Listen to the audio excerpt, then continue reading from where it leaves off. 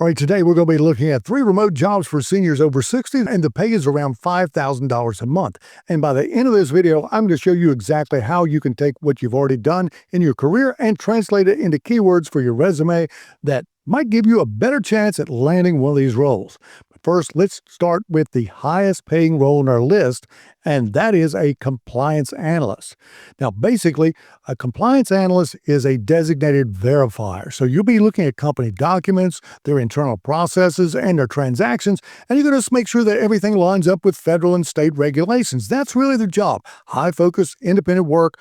No one's hovering over your shoulder. No one's micromanaging you. And that's what people that are our age really enjoy. Now, here's where it gets good. If you look at Glassdoor's 2026 data, you're going to find that remote compliance analysts are earning anywhere from $70,000 to $120,000 a year.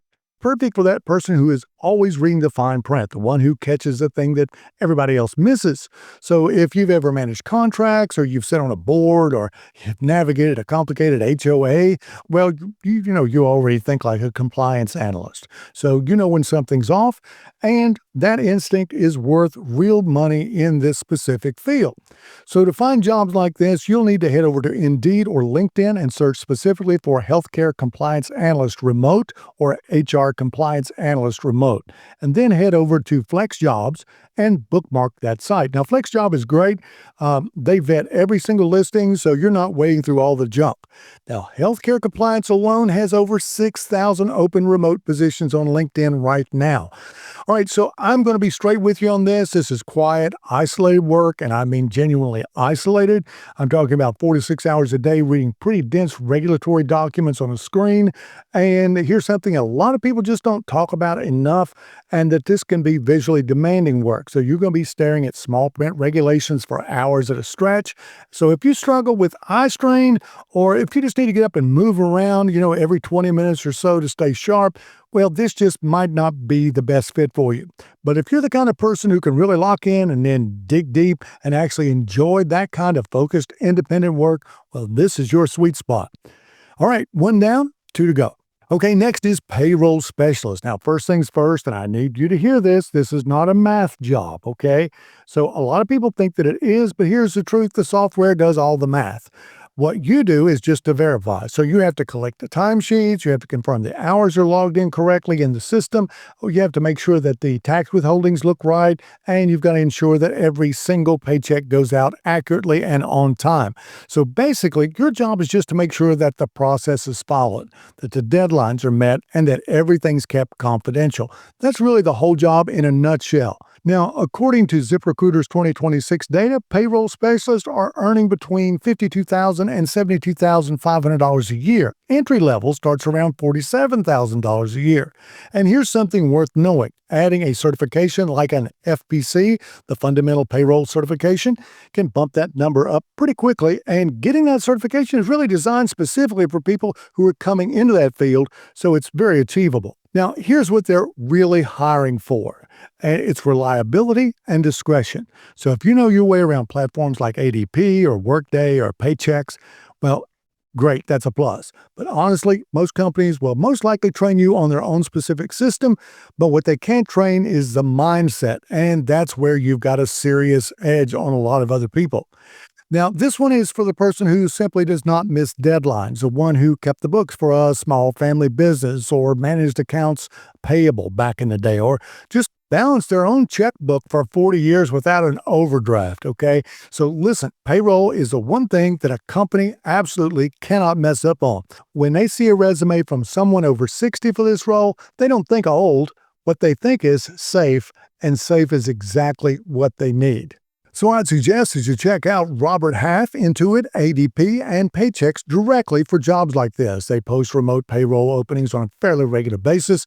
And here again, FlexJobs is a great place for finding vetted remote listings like this. Lots of younger people are going to skip this job posting because they think it's boring. And that's great. That just means there's more room for you to get in and to land this job.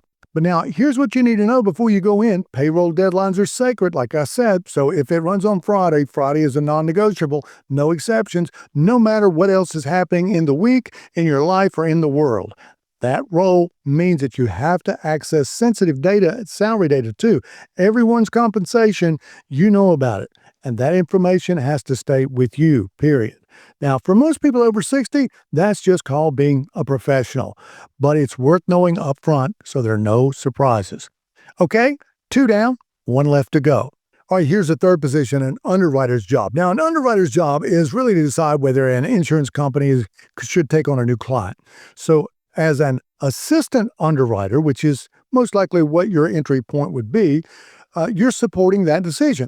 So you'd be reviewing applications, you'd be looking at the data, you'd be asking questions and asking things like, well, is the roof old?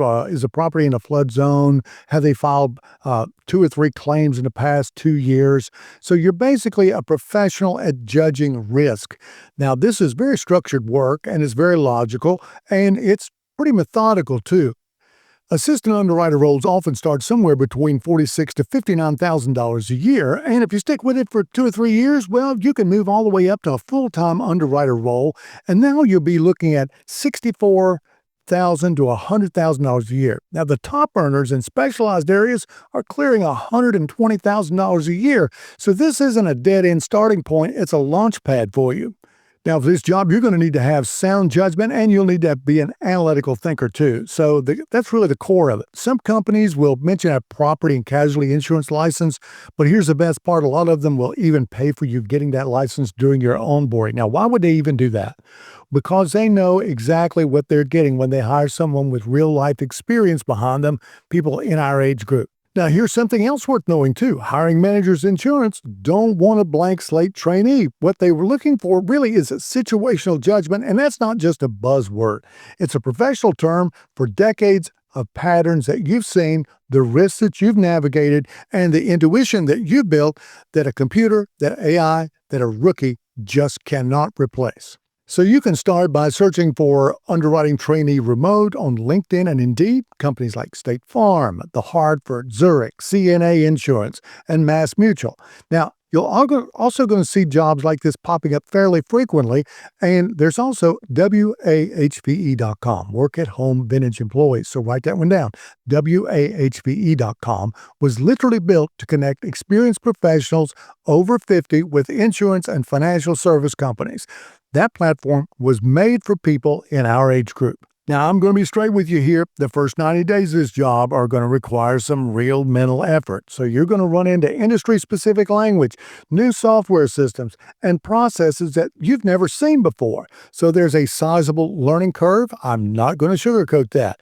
But here's what matters. Most reputable insurance companies have structured training programs built in because they want to develop the right people for the long haul. So push through those first 90 days and you'll find that the stability on the other side is going to be absolutely worth it. Now, if you'd like to have a kind of a step-by-step walkthrough on building a resume that might help you get past the ATS age bias, I put together a complete video on exactly how you can do that. The link is on the screen right here and in the description. And for the jobs that we've just covered, the 3 jobs that we just talked about, you'll want to use these kind of keywords in your resume that the ATS system is scanning for. So write these down. So for the compliance job, you'll want to use words like regulatory adherence, internal audit, risk mitigation, policy enforcement.